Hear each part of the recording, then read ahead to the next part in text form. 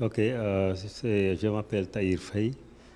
Je suis le CTO et le directeur technique de la compagnie Rainbow qui est actuellement entre Dakar et Rufisque qui produit des plateformes et des solutions de logiciels informatiques.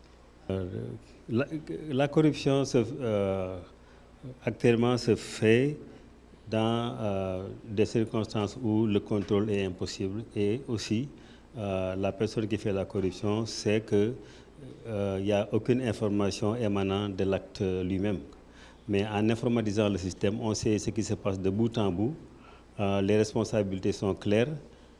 Les actes sont renseignés par la plateforme. Donc, les individus n'auront plus la tendance à contourner les lois et les règlements parce qu'ils savent que tout ce qu'ils font actuellement sera collecté par le système et puis mis au jour des décideurs, quoi. Je peux vous donner un exemple, un hôpital qu'on a informatisé, c'est l'hôpital de Cambérène, qui avait vraiment des problèmes de gestion et des problèmes de ressources financières, parce que c'était presque impossible de tracer les activités économiques. Donc l'hôpital était toujours dans le rouge, quoi. Donc quand nous avons informatisé l'hôpital, d'abord, ils ont pu voir en une quinzaine de jours où l'argent passait.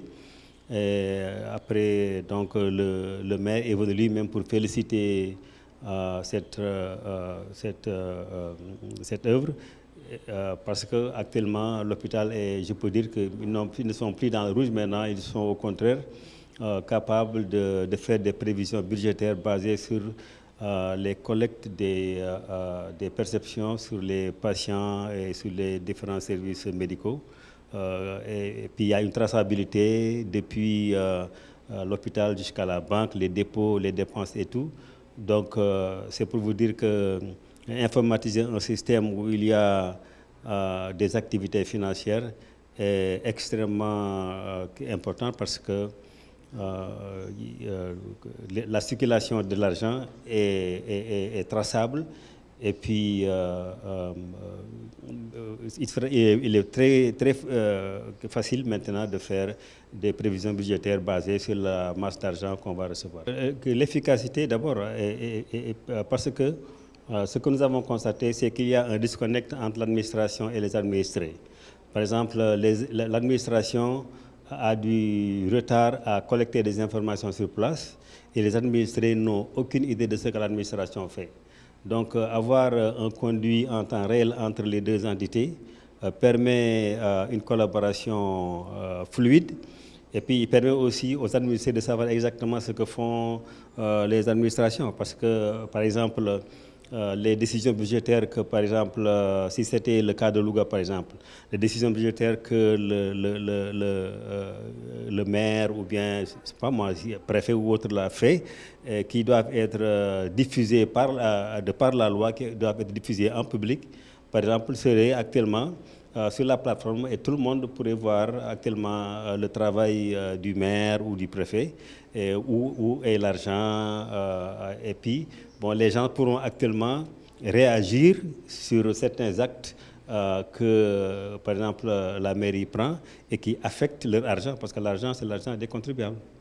L'objectif, c'était de rencontrer des autorités locales et voir dans quelle mesure nous pouvons les aider dans l'administration de leur business et aussi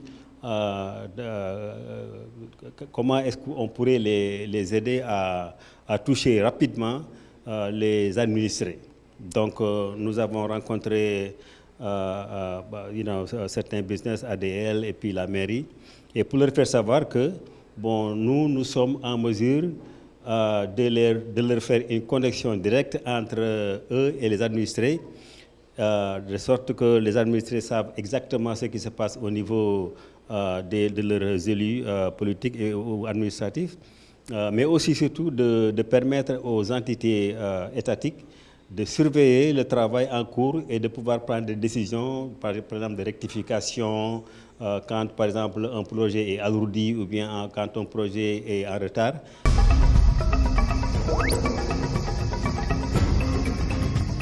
What?